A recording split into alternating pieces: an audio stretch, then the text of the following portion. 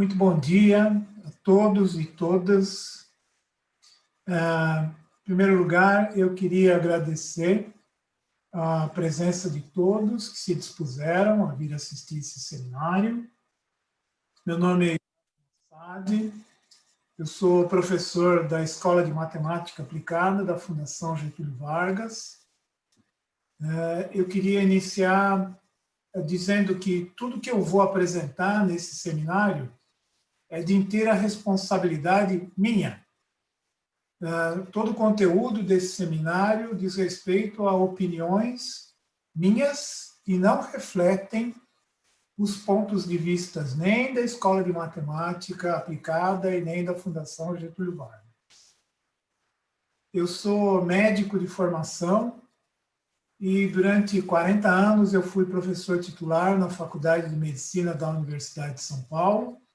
E há 2 anos eu assumi, então, o cargo de professor de matemática aplicada na EMAP da FGV do Rio de Janeiro. E ao longo de todos esses anos, eu trabalhei tentando compatibilizar modelos matemáticos a problemas médicos. Isso porque eu tenho um bacharelado em física também. E eu queria, antes de começar a falar da Covid especificamente, fazer uma breve introdução a essas técnicas de modelagem matemática dessas doenças que se transmitem, antes de entrar propriamente dito no assunto Covid. Então, eu vou fazer, durante uns 10 minutos, uma breve introdução à modelagem matemática de doenças transmissíveis. O que a gente faz nessa área? Quais são as principais técnicas e qual é a lógica por trás dessa abordagem de modelos a doenças que se transmitem, moléstias infecciosas? Vamos começar definindo o que a gente entende por um modelo. Essa é uma definição bastante operacional. O modelo pode ser definido como uma representação conveniente de alguma coisa importante. Então, o modelo, como o próprio nome diz, ele é uma representação de algum sistema que nós estejamos interessados naquele momento. Por exemplo, esse é um modelo. Esse é o modelo da molécula de DNA que foi descoberto por Watson e Crick em 1953 e que representa, ele é um modelo que representa uma molécula de DNA. Ele não é uma molécula de DNA. Ele é um modelo. Ele é simplesmente uma representação conveniente. O que é uma representação conveniente? É uma representação que tem todos os componentes importantes daquele sistema que eu estou interessado em modelar. O modelo, de uma certa maneira, é uma caricatura da realidade. Ou melhor dizendo, o modelo é como um mapa. Vamos considerar esses 2 mapas da mesma região. Isso é uma região, um trecho de uma cidade, e o meu problema é como é que eu faço para ir do ponto A até o ponto B. Esse mapa, na verdade, é uma fotografia de satélite que tem todos os detalhes, todos os realismos desse sistema. Portanto, esse não é um modelo, isso é uma fotografia do sistema, com todos os seus componentes. Esse mapa de baixo é um modelo, porque ele representa o mapa de cima e ele tem apenas os componentes importantes para eu resolver o problema que eu estou interessado. Eu quero ir do ponto A até o ponto B. Não me interessa se nessa região tem um campo ou uma pista de atletismo, como na fotografia aérea. Não me interessa se tem esse edifício em particular, que pode ser um museu, um hospital, ele não está contemplado aqui a não ser na forma de um modelo. Portanto, o modelo é sempre uma simplificação da realidade. Para ser um modelo útil, ele tem que ter apenas e tão somente aqueles componentes importantes para eu poder representar de uma maneira conveniente um sistema da realidade e para resolver um problema. O Picasso costumava dizer que a arte é uma mentira que ajuda-nos a descobrir a verdade. Eu gosto muito dessa citação do Picasso, porque ela representa exatamente aquilo que eu penso acerca de modelos. Modelos, na verdade, são uma mentira, na medida em que eles não refletem exatamente a realidade. Mas eles nos ajudam a descobrir essa verdade na medida em que eles nos ajudam a resolver problemas, porque eles representam de uma forma conveniente essa realidade. Esse quadro do René Magritte é muito interessante, porque ele teve que escrever aqui embaixo que isso não é um cachimbo, isso é uma representação. É claro que, como ele era muito bom pintor, ele conseguiu fazer uma representação interessante. Mas eu tenho certeza que qualquer um de nós seria capaz de fazer um desenho esquemático e um cachimbo. Se eu estiver interessado em resolver um problema relacionado ao cachimbo, eu vou usar um modelo. Como que é um modelo típico de uma doença que se transmite? Qual é o tipo de raciocínio que a gente usa nessa abordagem de matemática em doenças que se transmitem? Vamos imaginar uma doença representada por esse modelo. Esse modelo está tentando representar uma doença viral de transmissão direta, por exemplo, a COVID, por exemplo, sarampo, por exemplo, a gripe. Qual é a sequência de etapas no raciocínio na construção de um modelo como esse? Primeira coisa que eu queria deixar muito claro é que só consegue fazer um modelo de doença infecciosa que seja útil se a gente conhecer a história natural da doença. Se a gente conhecer quais são as etapas ao longo do processo da história natural da doença, o indivíduo passa. Por exemplo, nesse caso, vamos imaginar que as pessoas suscetíveis fazem parte de um compartimento, que eu estou chamando de X, podia chamar de qualquer coisa. Depois eu vou mudar esse nome. Mas aqui, nesse compartimento X, estão as pessoas suscetíveis a essa infecção. Essa linha azul representa o tempo. Nesse momento aqui, com essa flecha, essa pessoa se infectou. Ela entrou em contato com o vírus e ficou infectada. Nesse momento, essas pessoas que se infectaram passam para um outro compartimento. Eu chamei de H, podia chamar de qualquer coisa. Nesse compartimento, as pessoas já se infectaram, mas ainda não são capazes de infectar outros suscetíveis. Elas estão no estágio que normalmente a gente chama de estágio de latência. Alguns chamam de período de incubação. Mas o fato é que essas pessoas já têm o vírus, mas ainda não são capazes de passar esse vírus adiante. Dentro do organismo dessas pessoas, algumas coisas começam a acontecer. Essa linha vermelha representa a concentração de vírus no sangue dessas pessoas. A gente chama isso de viremia. E nessa linha amarela são os anticorpos específicos que o organismo produz contra aquele vírus. Depois de algum tempo, essas pessoas passam à condição que a gente chama de infectado e infectante. Eu chamei de Y. Então, essas pessoas já adquiriram o vírus e já começam a passar para outros suscetíveis.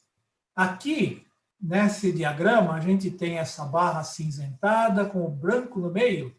Aqui estão as manifestações clínicas dessa doença. Então, aqui que as pessoas estão tossindo, estão espirrando, estão tendo febre, dor no corpo. Vejam que a viremia atingiu o pico aqui. Aqui é o máximo da concentração dos vírus. E a curva de concentração de anticorpos tem um ponto de virada aqui. Passado algum tempo, essas pessoas são removidas dessa condição para esse compartimento chamado Z. Elas podem ser removidas ou porque se curaram, ou porque morreram, ou porque simplesmente foram embora dessa população. Se elas se recuperaram dessa doença, sararam, a viremia cai para até 0 e a concentração de anticorpos chega no máximo. E essa concentração de anticorpos, que vai proteger contra novas infecções, vai ou permanecer alta para o resto da vida, ou ela pode cair com o tempo e aí as pessoas voltam a ser suscetíveis. Vejam que essa transição entre os compartimentos é como se eu tivesse um conjunto de caixas d'água ligadas por um cano, e uma um pouquinho mais alto que a outra. Então, a água vai passando por esse cano, por esse cano, por esse cano, e vai enchendo as caixas subsequentes. Isso significa que eu tenho um fluxo de pessoas daqui para cá, daqui para cá.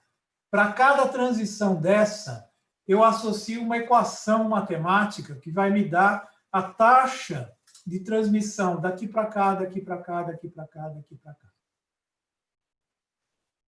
Vamos imaginar o sistema mais simples possível imaginário. Eu só tenho 2 compartimentos, sadios e doentes. Pode ser uma doença que se transmita ou não. E aqui tem uma taxa lambda, que é o número de pessoas sadias que adquirem ou desenvolvem essa doença por unidade de tempo. Veja, eu não consigo saber como que X varia com o tempo, mas eu consigo saber como que o tamanho desse compartimento vai diminuir conforme o tempo passa e como que o tamanho desse compartimento vai aumentar conforme o tempo passa. A forma de eu representar isso matematicamente é como uma equação diferencial. Isso aqui me dá a velocidade com a qual esse compartimento diminui e essa equação me dá a velocidade com a qual esse compartimento aumenta. Tem um símbolo negativo aqui, porque esse vai perder gente. E um símbolo positivo aqui, porque esse vai ganhar. Como esse sistema é simétrico, ele só depende do número de pessoas aqui e dessa taxa. E aí eu resolvo integrando esse sistema de uma forma que não nos interessa nesse momento. Nessa situação, eu tenho uma doença agora que se transmite. Vejam que o número de casos que vão variar do compartimento X depende do número de suscetíveis e, ao mesmo tempo, do número de infectados. Vejam que a equação diferencial, ela agora é não linear, ela é bem mais complicada. Então, a variação de X depende de XY e a variação de Y depende também de XY. A solução desse sistema, para me dar a função com a qual isso aqui muda, conforme o tempo passa, é bem mais complicado. Vamos agora entender uma coisa que é fundamental para a gente compreender o raciocínio nessas técnicas de modelagem. Eu estou ilustrando aqui a capa de um livro muito interessante, um dos primeiros livros sobre biologia matemática, e que tem na capa um fenômeno que é descrito lá dentro, que se chama Lei de Borelli. Não importa agora. Simplesmente ela me diz qual é a altura com que um animal consegue pular. E ele vai ser sempre uma função do tamanho desse animalzinho. Isso que tem na capa aqui é uma representação do fenômeno que está descrito com detalhes lá dentro. Desse lado aqui, a gente tem a tradução que foi feita na época da União Soviética. Então, isso aqui é a tradução em russo desse livro. E provavelmente tinha lá um comitê de tradução de livros capitalistas que chegou à conclusão que era um pecado capitalista representar um ser vivo com uma forma tão simples. Então, eles desenharam aqui um ratinho canguru com todos os detalhes, né? A cauda, os bigodinhos, tudo para poder representar de uma forma matemática exatamente a mesma coisa que esse sistema estava representando. Ou seja, para fazer essa representação, eles tiveram que contratar um artista para fazer todos esses desenhos aqui, sem nenhum ganho adicional na compreensão do sistema. Esse ratinho aqui, até eu sou capaz de desenhar. Esse aqui, não. Eu não sou capaz de desenhar esse aqui. Eu tenho que gastar algum recurso sem nenhum ganho adicional. O que eu estou querendo dizer com isso? Como o modelo é uma simplificação da realidade, ele tem que conter apenas e tão somente aqueles elementos que nos interessam. Todo o realismo adicional, como naquele caso dos 2 mapas que eu mostrei, custa mais caro e não me me dá nenhuma resposta adicional. Vamos pegar um exemplo aqui. De modelos que são complicados. Por exemplo, esse modelo aqui, ele tenta representar a interação do HIV com a tuberculose. Vejam que ele tem 16 compartimentos e 40 parâmetros. Esse aqui, por sua vez, tenta representar uma epidemia de HIV em usuários de droga, que pode usar droga injetável, cocaína. Vejam a complicação que é esse tipo de modelo. Isso significa que quanto mais realismo biológico eu colocar no meu modelo, maior é o preço que eu pago na solução matemática desse problema. Portanto, os modelos têm que ter um nível máximo de complicação, um nível máximo de realismos biológicos, para que ele tenha utilidade. Aqui são os 3 tipos fundamentais de modelos com os quais a gente trabalha. Esse modelo aqui que eu já mostrei para vocês, ele é chamado SI, suscetíveis e infectados. Esses caras não têm mais nada a fazer na vida a não ser pegar essa doença. Nesse caso aqui, SIS, suscetível, infectado, suscetível, esse infectado volta para a condição de suscetível. E nesse caso aqui, que é o principal estrutura de modelo, que é chamado modelo de Kirmack e McKendrick, que em 1927 é esse tipo de modelo, eu tenho S, I e R de recuperados ou removidos. Tá? Essa aqui é a estrutura básica em cima da qual a gente constrói todos os outros modelos, todos os que eu quiser modelar para tentar resolver algum problema nessa área de infectologia. E um conceito muito importante é o conceito de limiares. O que eu tenho aqui? Eu tenho aqui a condição infectante, que varia com o tempo, nesse compartimento. Aqui eu tenho a incidência de casos novos que estão chegando por unidade de tempo para essa condição. E aqui eu tenho a taxa de remoção, porque eles morrem, porque eles se curam ou porque eles vão embora. Essa relação entre o que entra e o que sai é o que vai determinar se eu vou ter ou não uma epidemia. Quando beta for maior que gama, esse compartimento vai crescer. Portanto, eu vou ter um surto epidêmico. Então, aqui eu ilustro isso. Eu tenho um caso, os branquinhos são suscetíveis, e aqui são os casos que eles vão gerando. Esse número de casos de infecções secundárias que um caso vai gerando é chamado de reprodutibilidade. Quando todo mundo for suscetível, eu introduzo um único indivíduo infectado, eu tenho a reprodutibilidade basal. A gente chama isso de R0. Então, R0 é o número de infecções secundárias que um único caso é capaz de gerar numa população 100% suscetível. A partir da segunda geração, eu já não tenho mais todo mundo suscetível. Então, a partir daqui, eu tenho o número de casos secundários que cada caso gera em cada instante de tempo. Isso é chamado de reprodutibilidade efetiva e é conhecido agora, por causa do COVID, como RT, a reprodutibilidade efetiva. Só para dar uma ideia da ordem de grandeza, eu tenho aqui algumas doenças e alguns valores de R0. Eles mudam de lugar para lugar e de momento para momento. Então, o sarampo, cada caso é capaz de gerar 13, 14, 15, 20 casos secundários quando um caso é introduzido na população suscetível. Malária, porque tem o mosquito, chega a 100, 200, até 1000. E a gente vai ver que a COVID está na ordem de 3, 2 a 3, o valor de R0. Bom, vamos então agora para o assunto que é o objeto desse seminário. Tá?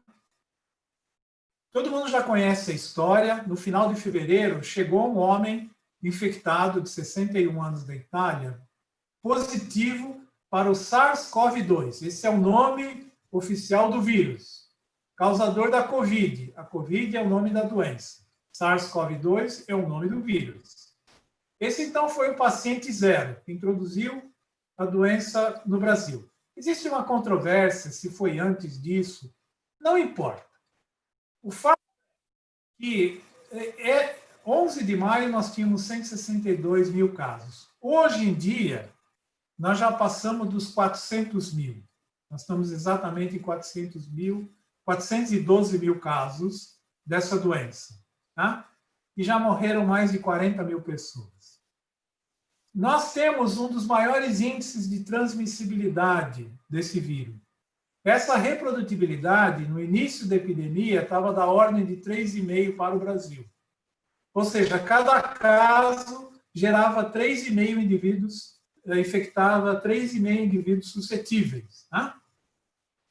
Lembrem-se que o sarampo pode chegar a 20, a malária pode chegar a 1.000.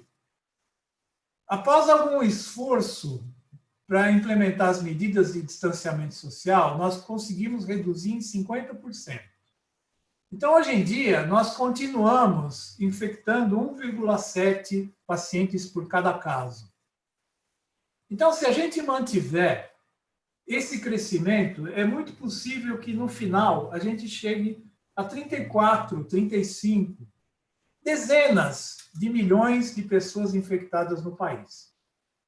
Queria fazer uma ressalva que infectado não significa caso de doença, porque a gente sabe que existe uma fração muito grande de pessoas que se infectam, mas que não manifestam a doença. Essa relação varia de lugar para lugar, mas os últimos dados que nós temos aqui do Brasil, nós temos para cada 7 infecções um caso de doença. Bom, então, o que a gente consegue fazer em termos de previsões? Um modelo, para ajudar a resolver um problema de saúde pública, ele tem que ajudar você a fazer previsões. Tá?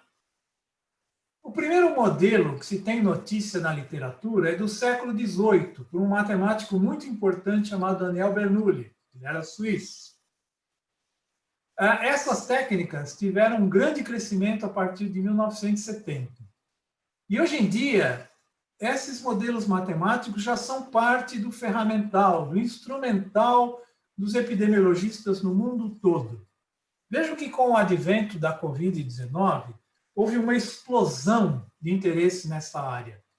E a gente tem acompanhado, mas não é mais possível acompanhar, são centenas, se não milhares, de modelos mais ou menos parecidos que estão aparecendo em todo o mundo tentando modelar a Covid-19. No Brasil, nós temos várias dezenas de grupos que estão fazendo modelos para a Covid-19.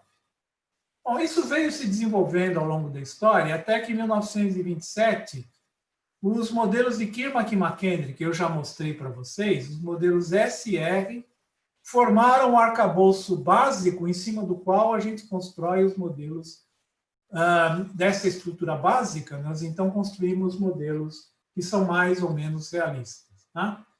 Como eu já expliquei anteriormente, o principal parâmetro que determina a intensidade da transmissão é o R0, a reprodutibilidade. O número de infecções secundárias que um único caso é capaz de gerar numa população inteiramente suscetível ao longo do seu período de infecciosidade. Lembram que eu mostrei para vocês? Aqui tem a taxa de incidência, a taxa de remoção e o estado infeccioso. Depois que começa uma epidemia, o número de suscetíveis cai de 100%. E a partir de então, a gente começa a chamar isso de reprodutibilidade efetiva, o RT, que é o número de infecções secundárias que cada caso gera em cada instante de tempo. Então, o RT, ele nada mais é do que o R0 multiplicado pela fração de suscetíveis remanescentes. Quando t é igual a 0, o número de suscetíveis é igual ao tamanho da população. Portanto, essa fração é 1, e a gente tem só o R0. Esse R de T aqui é o tempo, passou a ser denominado RT. Isso tem sido muito vinculado na mídia. Fala-se muito hoje em dia de RT igual 1,5, 1,1, 1,7 e assim por diante. Essa é a estrutura do modelo que eu vou apresentar para vocês. Como eu disse, existem dezenas, se não centenas de modelos rodando por aí, que nada mais são do que variações sobre o mesmo tema. Esse modelo nada mais é do que uma variação do modelo do Kirmack-McKendrick. Né? Ele considera indivíduos suscetíveis, indivíduos expostos ou latentes, indivíduos infectados, indivíduos que desenvolvem uma doença grave, precisam de hospitalização, e os indivíduos que são removidos, no caso aqui, porque se curam. Tá? São os recuperados da doença. Aqui tem uma taxa de nascimento para os suscetíveis, uma taxa de morte natural. Uma taxa de contatos entre os suscetíveis e os infectados e os latentes, porque esses latentes, uma fração transmite a doença. A taxa de evolução dos latentes para os infectados tem uma mortalidade adicional devido à doença, a doença mata muito.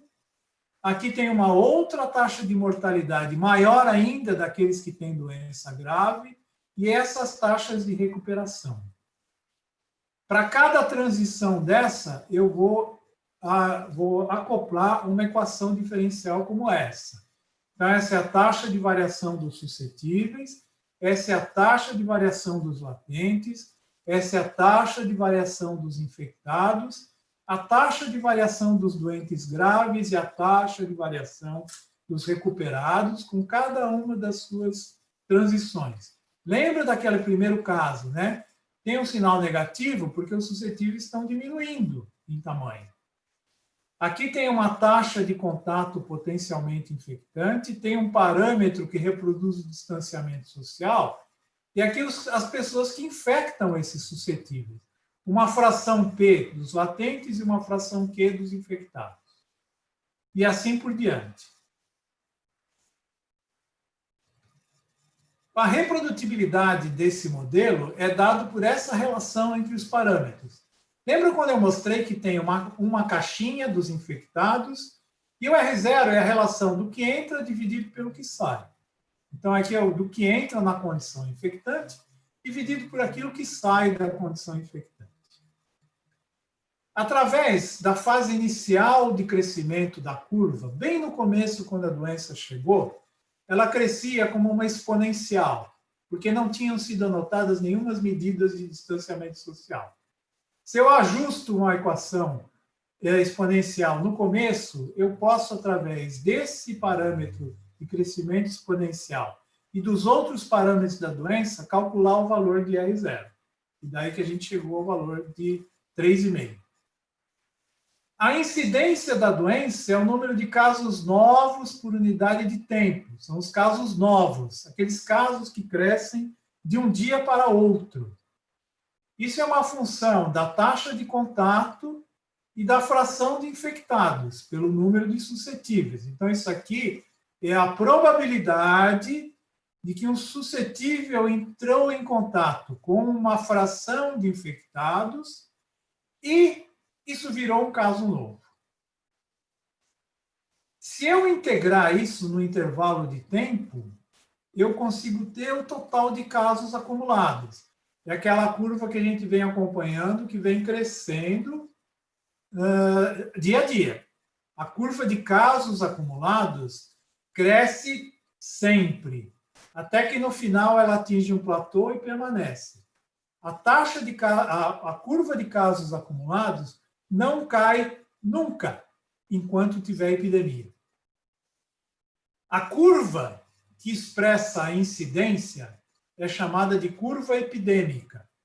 Essa curva, eu vou mostrar para vocês, tem a forma de um sino. Ela chega até um ponto máximo e depois ela cai. O número de casos graves também é uma integral dessa incidência de casos graves. Certo? Também é uma curva acumulada. Ela cresce sempre. O número de mortes acumulada também é uma integral. Todas as mortes dos infectados e as mortes dos doentes graves. Essa curva de mortalidade é a curva acumulada. Ela sempre cresce. E a taxa de mortalidade dos pacientes graves foi modelada como uma função que cresce linearmente a partir de um certo momento crítico, quando os leitos de UTI se esgotam naquele local. Então, a gente está acompanhando que, em alguns lugares, essa fração de leitos de UTI, a proporção de leitos de UTI ocupados, já passou de 90% a 95%. Quando chegar em 100%, a mortalidade de doentes graves vai aumentar pela simples razão que não vai ter leito de UTI. A gente já está vendo isso acontecer, por exemplo, no Rio de Janeiro, em que as pessoas morrem agora na chamada fila do respirador. Nós tínhamos, por exemplo, a fila do transplante, paciente que morre na fila do transplante. Não teve tempo de ter recebido um enxerto de fígado, por exemplo. Agora nós temos a fila do respirador. Aqui nós temos o comportamento do modelo. Tá? Como é que esse modelo se comporta? Na curva vermelha, eu tenho os casos acumulados no início. Lembra que eu falei que ela cresce exponencialmente? Nessa condição, eu não tenho nenhuma medida de mitigação. E aqui eu tenho um modelo reproduzindo 50% aproximadamente de distanciamento social em relação aos casos reais. Então, veja que o modelo reproduz os casos reais com uma certa fidedignidade. Esse é o teste de fogo do modelo. Se o modelo é capaz de reproduzir aquilo que eu estou observando, eu posso fazer predições. Acontece que o modelo tem que ser calibrado todos os dias com os números que vão chegando, tanto para casos quanto para mortes. Aqui são as mortes acumuladas no dia a dia. Vejam que se o modelo reproduz razoavelmente bem, eu posso começar a fazer predições. O que é o achatamento da curva, que muito tem se falado desde quando essa epidemia chegou no Brasil? O achatamento da curva significa o seguinte: essa aqui é a curva da incidência diária do modelo. Quantos casos por dia, quantos casos novos por dia estariam chegando até o momento em que eu atinjo o pico da curva epidêmica? Na curva vermelha, ela corresponde a essa curva exponencial. Se eu pegar essa curva exponencial e derivar, eu chego nessa curva em forma de sino, como eu tinha dito para vocês. Tá? Aqui é sem nenhuma medida de distanciamento social. Se eu conseguir passar do R0 de 3,5 para um RT de 1,75, ou seja, a metade, eu achato essa curva. Significa que eu abaixo esse pico. Mas aqui a gente observa um outro fenômeno interessante. Esse pico, ele é deslocado para frente. Então, eu tenho um número menor de casos novos por dia, mas, em compensação, tanto o pico vai ser jogado para frente, como a duração do surto vai ser muito maior. Se a gente não tivesse feito nada em termos de distanciamento social, nós já estaríamos livres desse vírus. Mas há um custo de milhões de vidas perdidas. Como a gente conseguiu impor um distanciamento da ordem de 50%, o pico dessa epidemia vai lá para frente. Eu já vou dizer para vocês quando que vai acontecer. E a gente vai continuar tendo caso aqui por um período muito mais longo. Esse é o preço que eu pago para achatar a minha curva. Em compensação, eu reduzo o número de pessoas que vão morrer da doença e eu permito que o sistema de saúde dê conta dos casos que vão aparecendo. Bom, por que o Brasil já precisaria ter adotado o lockdown? O que é o lockdown? O lockdown é quando você fecha o país. Fechar o país significa baixar o R0 de 3,5 para baixo de 1. Se eu conseguir baixar o R0 para menos do que 1, isso vai significar que um caso não é capaz de gerar um caso secundário. E, portanto, essa doença tende a desaparecer. O lockdown seria fechar todas as atividades não essenciais no país. Isso tem um custo, mas, em compensação, tem uma grande vantagem. Nessa curva aqui, eu tenho a letalidade da doença projetada pelo modelo. Ou seja, qual é a porcentagem de gente que fica doente que acaba morrendo. Vejam que no Brasil, isso é muito alto. Nós temos, por exemplo, no Rio de Janeiro, quase 10% de letalidade. Essa letalidade é óbitos dividido por casos, não é óbitos dividido por infecções. Isso é muito importante ter em mente. Mas o fato é que quem fica doente, hoje em dia, na situação, por exemplo, do Rio de Janeiro, em 10% dos casos vão acabar morrendo. Isso é muito mais alto do que tem sido observado no resto do mundo para essa doença. Tá? Aqui nessa figura, eu mostro a curva epidêmica, ou seja, a incidência diária sem nenhuma medida de mitigação. Tá? Aqui eu tenho a curva com 50% e aqui eu tenho a curva com 80%. Ou seja, se eu passar de 50 para 80, eu reduzo o valor do RT a menos que 1. Aí ela cai rapidamente. E vejam que isso aqui está numa escala logarítmica, porque senão eu não ia conseguir mostrar essa escala relativa. O que acontece? Qual é a previsão do modelo para o Brasil? Essa é a curva epidêmica que o modelo explica, ou prediz, melhor dizendo. Número de casos novos de infecção por dia. Ele deve atingir um pico em torno da metade de julho. Portanto, antes da metade de julho, não dá para começar a discutir o relaxamento das medidas sociais, porque nós estamos muito longe do pico. E quando é que essa epidemia vai parar de crescer?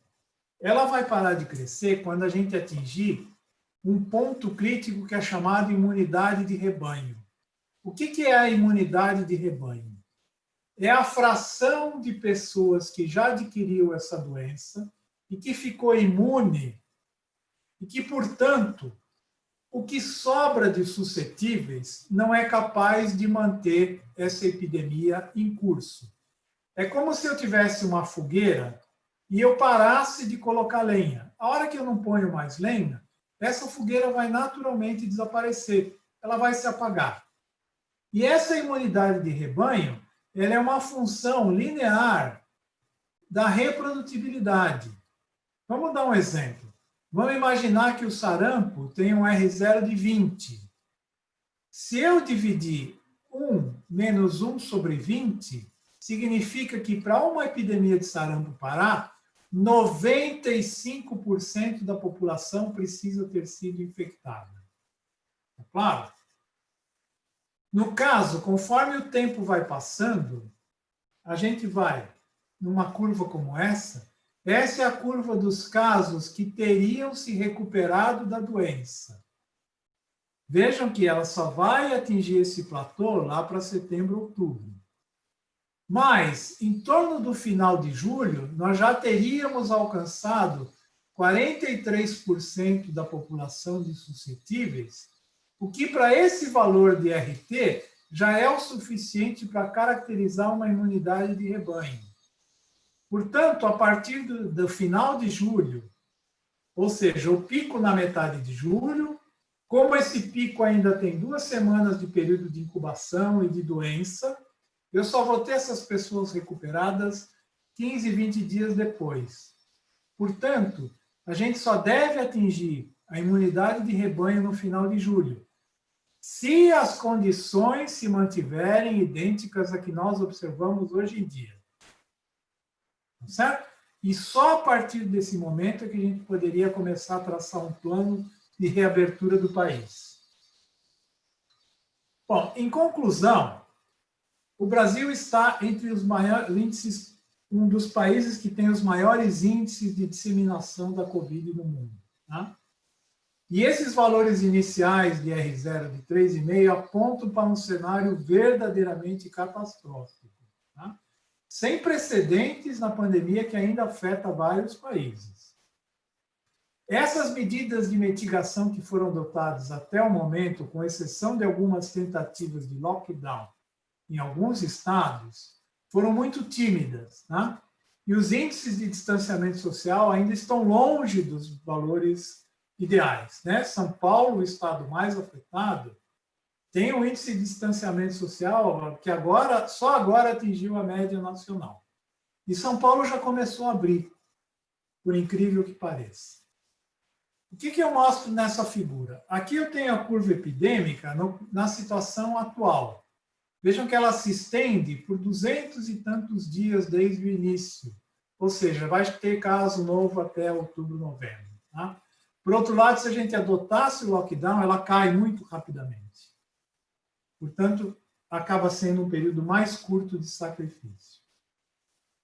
O que teria acontecido se o Brasil tivesse adotado esse lockdown 15 dias atrás? Se o Brasil tivesse adotado o lockdown 15 dias atrás, 8.657 vidas teriam sido salvas.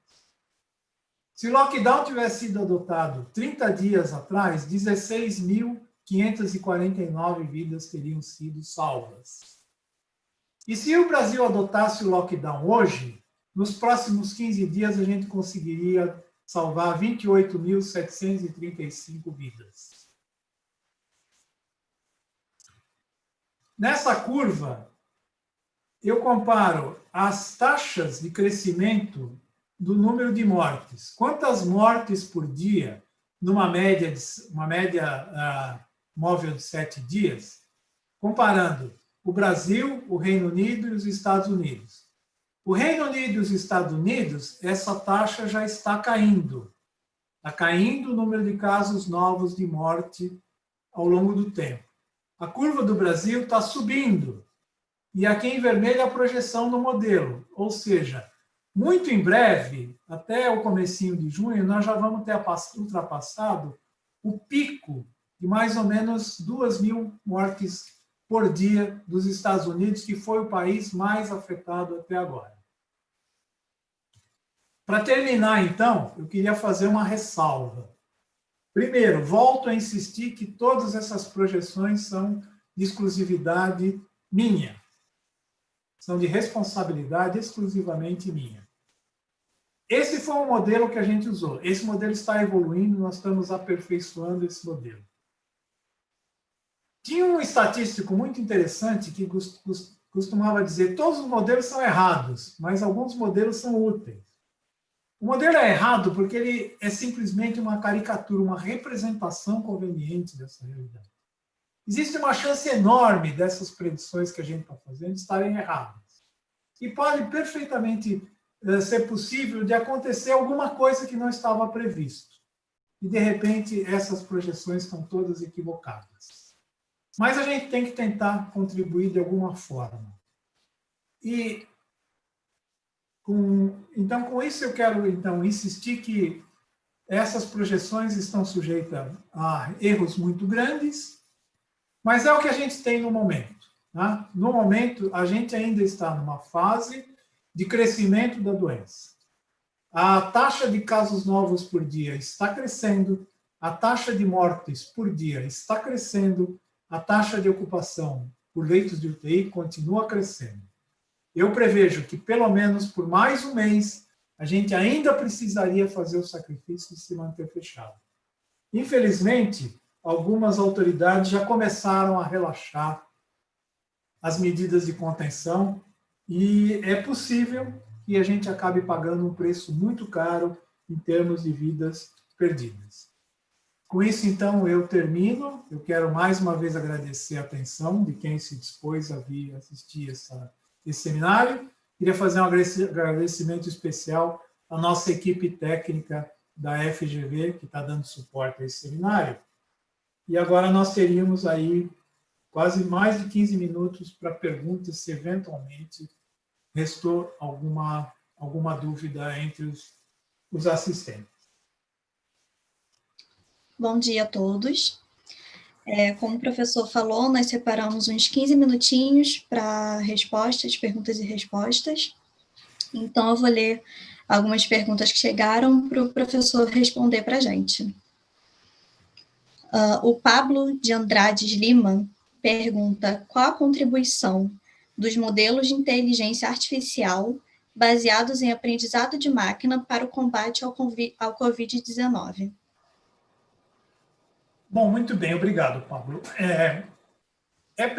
Os modelos de inteligência artificial, eles poderiam ser acoplados a uma outra classe de modelos que reproduzem de uma forma pictórica o espalhamento dessa doença. Isso é uma das formas. Esses modelos são modelos baseados em agentes, e eles são simulações computacionais de como que os indivíduos interagem entre si, e a gente consegue enxergar a doença se espalhando ao longo do tempo nessa população de suscetíveis.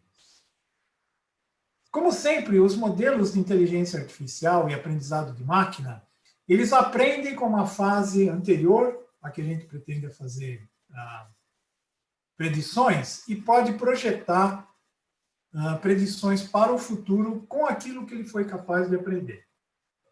Nesse momento, eu ainda não tenho conhecimento de gente que esteja fazendo esse tipo de abordagem. Eu sei que existem pessoas trabalhando com aprendizado de máquina para tentar fazer projeções para essa doença, mas eu não conheço os detalhes dos modelos e nem as pessoas que estão fazendo.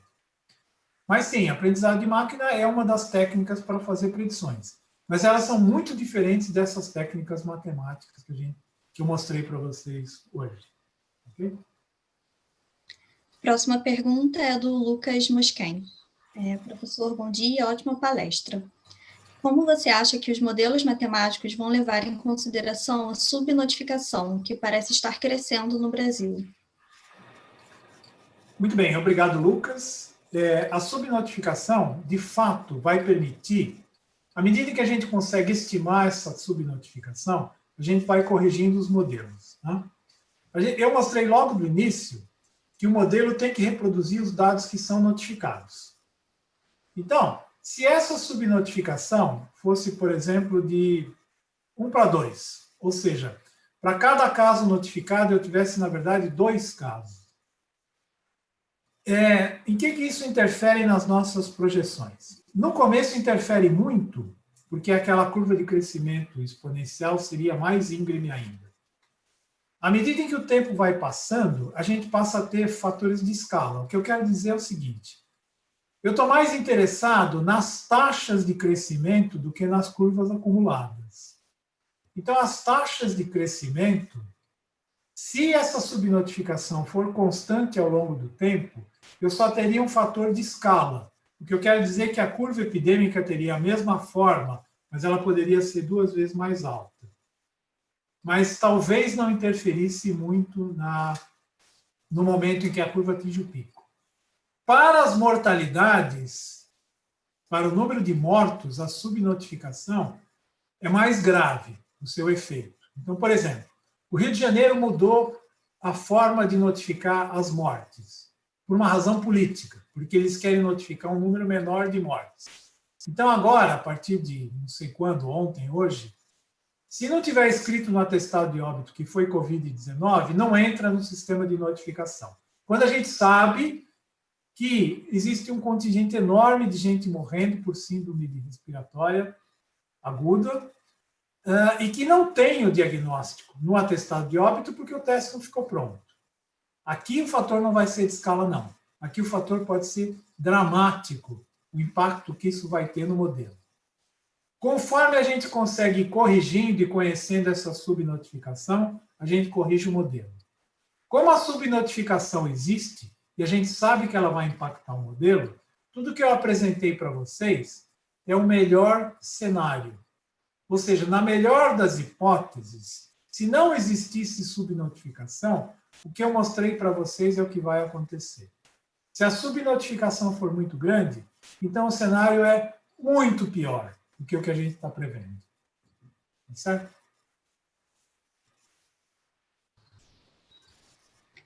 A próxima pergunta é do Paulo Melo.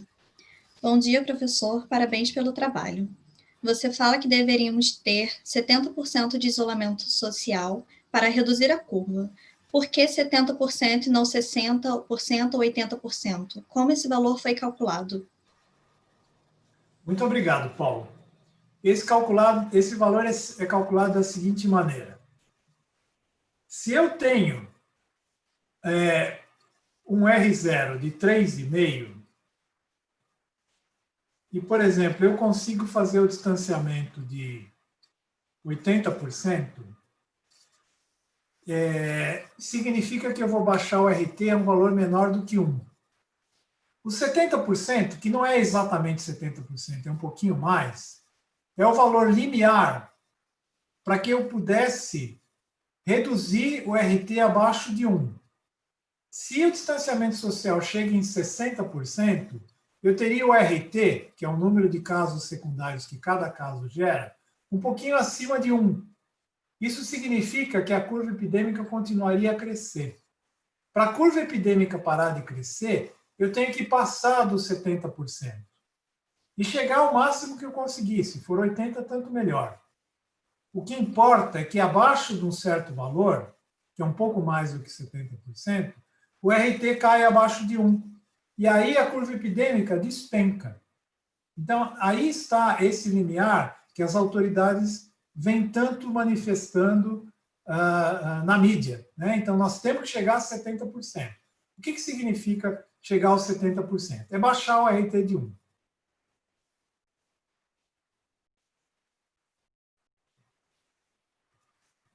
Mônica?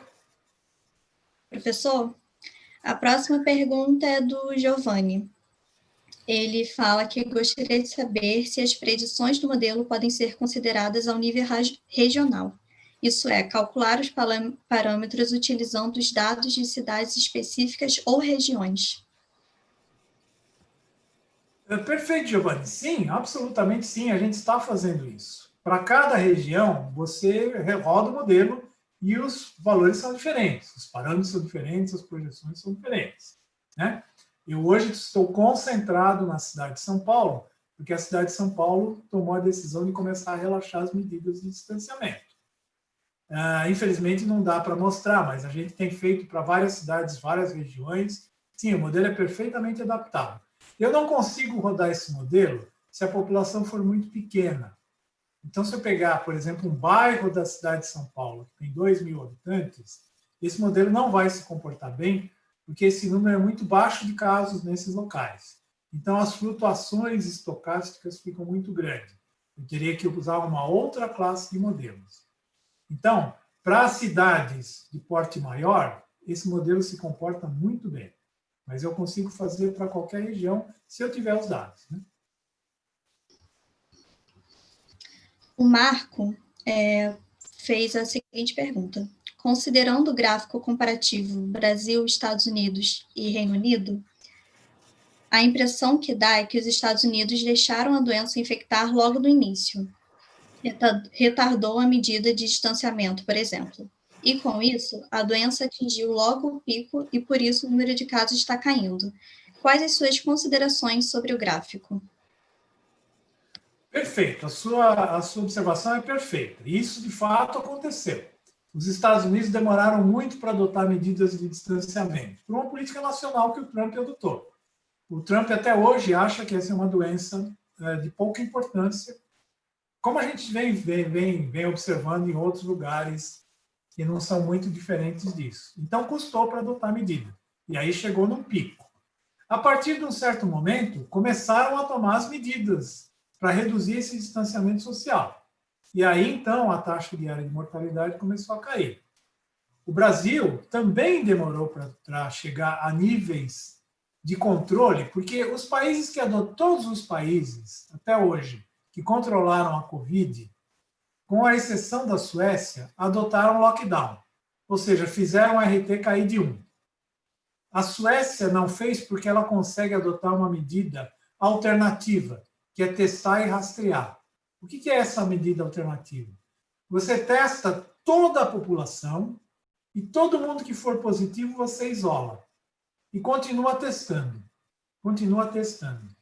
Em países indisciplinados e grandes como o Brasil, e pobres, essa política não é possível de ser adotada.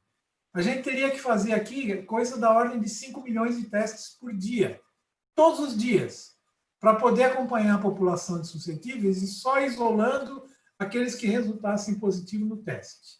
A Suécia consegue fazer. A Coreia conseguiu fazer. Singapura conseguiu fazer. O Brasil não consegue adotar essa medida. Portanto, a única alternativa que resta para o Brasil é fechar. E fechar radicalmente. Se a gente não tivesse feito nada, como eu disse logo no início, nós já estaríamos livres dessa doença, mas provavelmente com 1,5 milhão de mortos acumulados nesse período da epidemia. A Inglaterra tentou fazer isso no começo. Ela, como imaginava que o R0 era baixo, ela chegou à conclusão: não vamos fazer nada e vamos deixar chegar a imunidade de rebanho naturalmente e rapidamente. Só que o número de casos começou a saturar o sistema de saúde, o número de mortes a acumular, aí eles fecharam rapidamente. A próxima pergunta é do professor Moacir. Ele pergunta: caso o lockdown seja adotado, haverá um retorno ao regime de alto contágio quando o lockdown for encerrado? Oi, Moacir, obrigado pela pergunta e obrigado por ter vindo. Sim, claro. O que acontece é o seguinte: se eu adoto o lockdown, significa que eu protejo 80% da população de suscetíveis.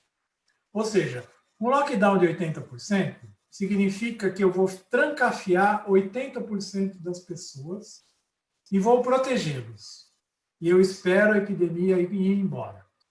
Aqueles outros 20% que não foram protegidos, uma fração vai pegar a doença, uma fração grande vai morrer, e aí vai chegar uma hora que o vírus não tem mais quem infectar. À medida em que eu vou relaxando esse lockdown, então eu passo de 80 para 60, eu jogo para o vírus 20% dos suscetíveis que antes estavam trancafiados. É como naquela fogueirinha que está morrendo, eu vou lá e ponho um pouquinho mais de lenha. Aí eu começo a ter caso de novo. Se eu abro esse lockdown para 50%, eu estaria jogando 30% de suscetíveis. Por isso que a saída do lockdown precisa ser planejada. Por isso que a melhor estratégia para tentar sair do lockdown é adotar a testagem e rastreamento. Por quê? Porque aí, se eu conseguisse montar um esquema para começar a relaxar, e que o primeiro caso que aparece com sintomas eu testo e isolo, eu vou tirando esses casos de circulação. E aos poucos eu consigo abrir essa população de uma maneira gradual. Isso é o que tem sido preconizado e é isso que tem sido feito nos países que já passaram pela fase da epidemia. Então, eles estão abrindo aos poucos, muito gradativamente, e monitorando, se possível com testes, os casos novos. Se eu abrir de repente, vai voltar e eu vou ter a chamada segunda curva. Então, o segundo pico, que é o que está apavorando principalmente os Estados Unidos, que já começaram a abrir. Então, os Estados Unidos certamente vão ter uma segunda onda epidêmica.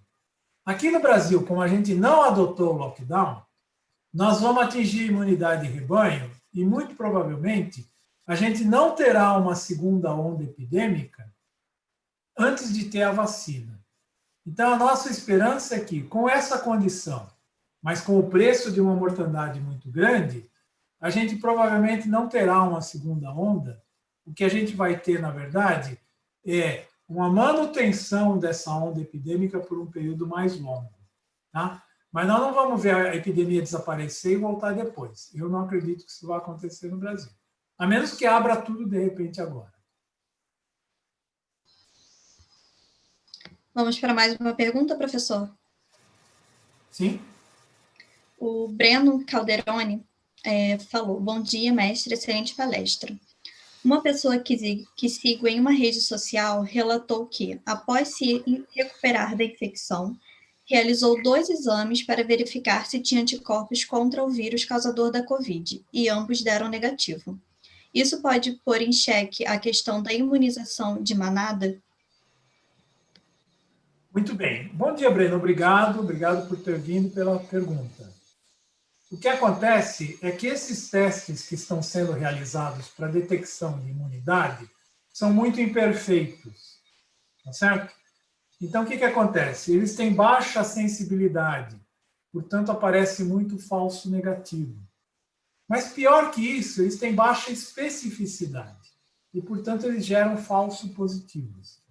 Essa pessoa que teve a doença, foi diagnosticada, provavelmente foi feito o teste do RT-PCR para detectar o vírus Então, de fato, ela teve a infecção pelo vírus, mas ela fez um teste depois que tem uma sensibilidade baixa. Então, ela virou um falso negativo. Isso significa que esses testes que estão por aí para detecção de anticorpos, eles são pouco confiáveis, porque eles dão muito falso negativo. Então, para fazer a política de testagem e rastreamento, não basta fazer a detecção de anticorpos, a menos que esse teste seja aperfeiçoado. Precisa fazer o RT-PCR para detectar quem está portando o vírus naquele momento.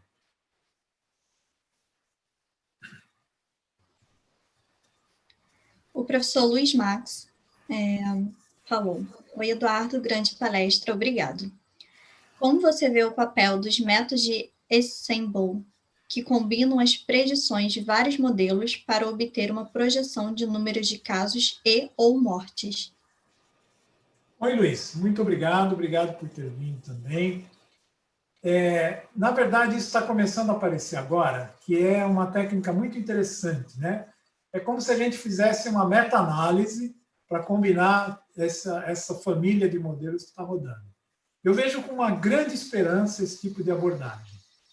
Porque o pior de você ter vários modelos rodando simultaneamente é quando eles começam a dar projeções que são conflitantes. Então, resultados que não são coerentes, de uma certa maneira. E se a gente quiser fazer um modelo útil, esse modelo tem que ser usado por alguma autoridade que vai tomar uma decisão. Vai fechar mais, vai começar a abrir. E se você tem resultados conflitantes de modelos que poderiam ser complementares, as autoridades ficam perdidas. A gente está vendo isso acontecer no estado de São Paulo. Então, essa técnica realmente é uma grande esperança, porque ela vai conseguir combinar essas famílias de modelos para ter resultados que sejam únicos. E porque é isso que o tomador de decisão quer saber. Como é que está o RT na cidade de São Paulo? Está alto? Está baixo? Posso abrir o shopping? Não devo abrir o shopping agora? Então, é como eu disse, o modelo para ser útil ele tem que te permitir fazer predições para tomar decisão. E eu queria dizer isso, agora talvez a última manifestação, porque a gente já passou das 11 horas, é que houve uma proliferação gigantesca de modelos matemáticos quando a Covid apareceu. E isso é porque os epidemiologistas ficaram completamente perdidos. Eles não tinham outra alternativa a não ser lançar mão dos modelos para começar a fazer predição. Porque é uma doença totalmente nova, tem um comportamento totalmente novo e atípico, cada dia é uma surpresa, e a única coisa que restou para os epidemiologistas foram os modelos matemáticos para tentar fazer predições com algum grau de confiabilidade. Então, eu acho que com isso a gente termina. Eu queria agradecer mais uma vez a presença de todos, agradecer mais uma vez a nossa equipe técnica do FGV que deu suporte a essa apresentação. E com isso, acho que a gente encerra. Muito obrigado.